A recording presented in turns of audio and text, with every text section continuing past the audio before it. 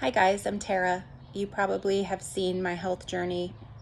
I haven't posted a lot in a while from the beginning. I used to weigh almost 190 pounds. I lost 62 pounds by eating low glycemic, eating for my blood type, and walking. Then I started gaining weight. I thought it was from trauma and stored emotions. And then I thought it was hormones. And then I found out recently, after many years of health ailments and trying to use blood typing for my health ailments, found out I wasn't methylating. So my message for you today is that no matter the diet that you're on, no matter the nutrition program you're following, whether you're on a diet or not, make sure that you get tested regularly for vitamins and minerals in your lab tests. Not methylating will look like memory loss. It will look like ADHD symptoms. And if you just deal with it, a lot of doctors will say, okay, well, let's put you on ADHD medicine, or let's put you on anxiety medicine. It can look like panic attacks. I started having panic attacks in 2017 or 2018. So doctors tried treating me for those things rather than digging any deeper. And at that time, I did have a neuropathy spell, I'll call it, during that panic attack. It was the first and only panic attack I've ever had at the time, and I was taking Vyvanse. So I stopped taking Vyvanse. I thought Vyvanse was causing me to have panic attacks. So I've been untreated for ADHD since 2019.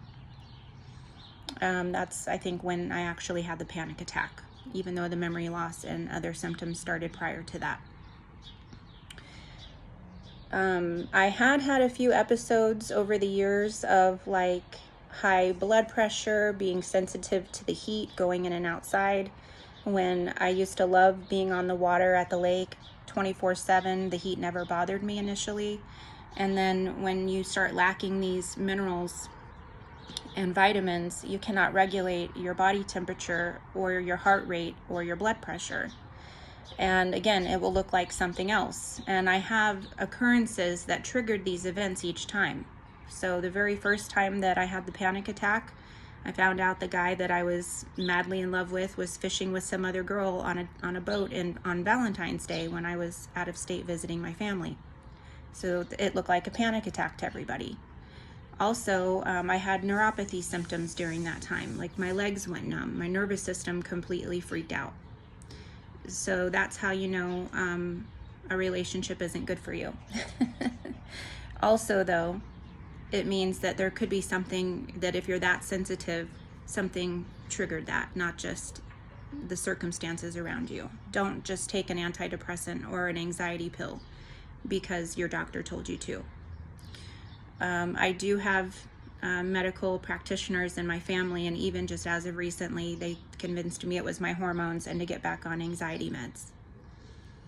Since then, and I have the other episodes where like my dog fell off my kayak at the lake and I had to go in after her, and then I saved her, but I couldn't barely save myself. Then I was one time sitting in an insurance training class trying to become licensed for life insurance. And I was talking to someone that I was interested in, and I started to have this like weird sensation in my nervous system that it wasn't reciprocal. I ended up in the ER that day. I literally thought I was going to die that day. Not because of the interaction with the person, but because my nervous system freaked out. There were other circumstances to that situation, like my car was emitting a lot of exhaust and I was sitting at my car on brake and I had no idea the exhaust was getting into my car. So it made whatever was like bioavailable to my body not available. The oxygen in my body was bound to the carbon monoxide instead of hemoglobin and oxygen. When I got to the hospital, they said my oxygen was 100%. They weren't worried about me, and they just sat me in a chair after they took my urine and took a little bit of blood to make sure I wasn't on narcotics because I sounded like cuckoo. And I had the rest of the panic attack episode in the lobby where I couldn't feel anything. I couldn't even sign my name on the paperwork. So that was in January, and it's almost April now. And I've gone through this period of time trying hormones, starting again my antidepressant or my anxiety medicine. And what I really want to get to is I wasn't methylating any of the food I was consuming. Meaning the food I was consuming was a calorie. It affected my digestion. Your digestion stops working when you're not methylating. That's another symptom. Your ADHD gets worse. Your sleep is terrible. All the things that look like other health issues, were me not methylating. So what that looks like to fix it is either your doctor recognizing it and them giving you like B1 vitamins via IV at the ER, or if your ER doesn't listen to you, like mine didn't, of 3 visits that I went to. And there was this like head thing that kind of slowly came on, and headaches, and then it felt like there was water literally in my head. And I still haven't been treated for beriberi or wet brain, which both of them affect the nervous system. And both of them have to do with not methylating your not taking up any of the vitamins. So,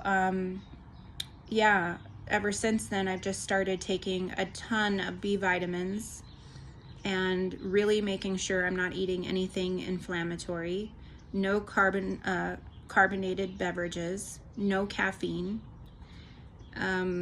I would recommend getting your water from fruits and vegetables.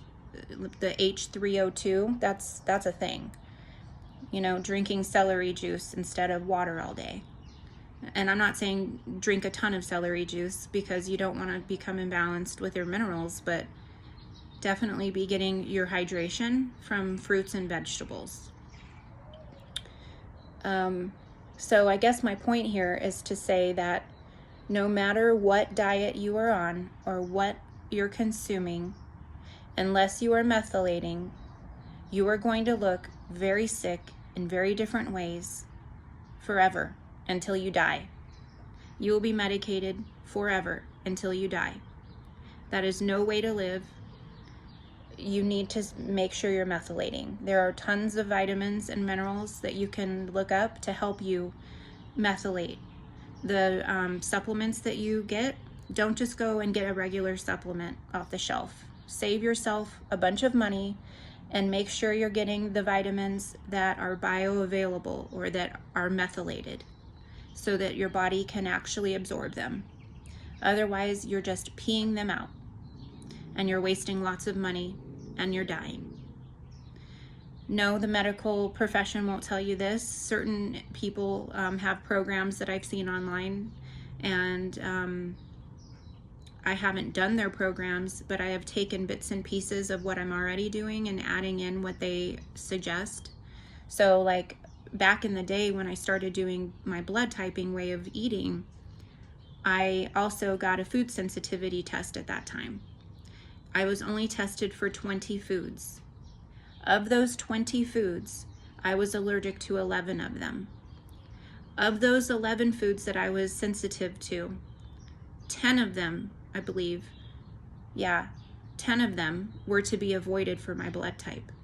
So I knew that the blood typing way of eating was the best foundation I could give myself.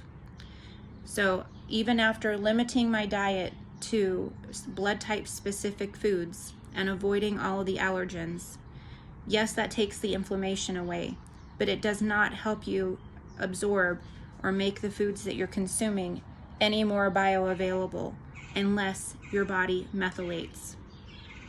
You can get a test. It's called the MTHFR gene. It's a genetic test. I got that. I had to push for it. My doctor was like, your insurance might not pay for it. And I said, well, I'll take the chances. They'll let me know if they're not going to pay for it or not. I was positive. So listen to your body.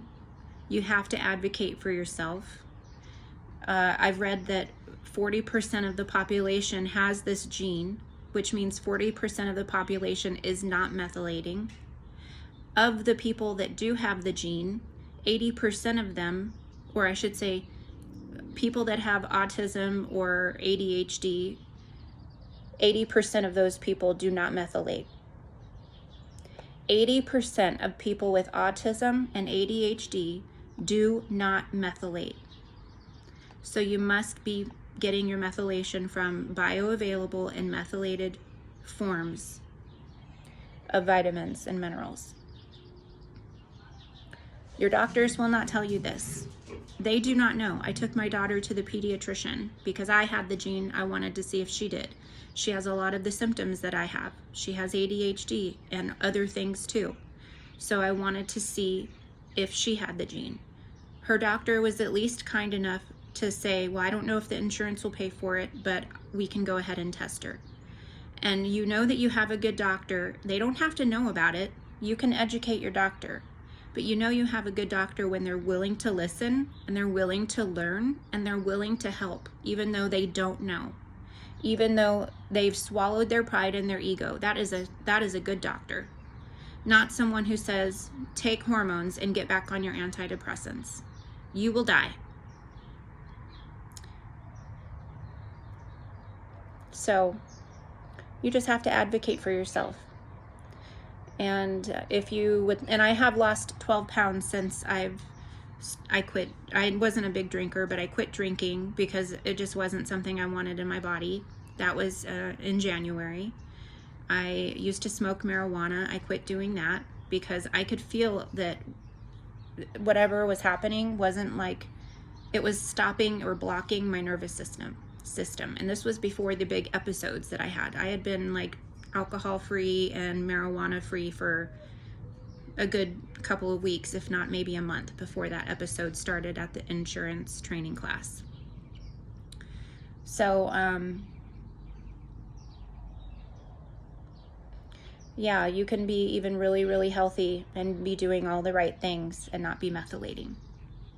I hope this helps. Let me know if you have any questions.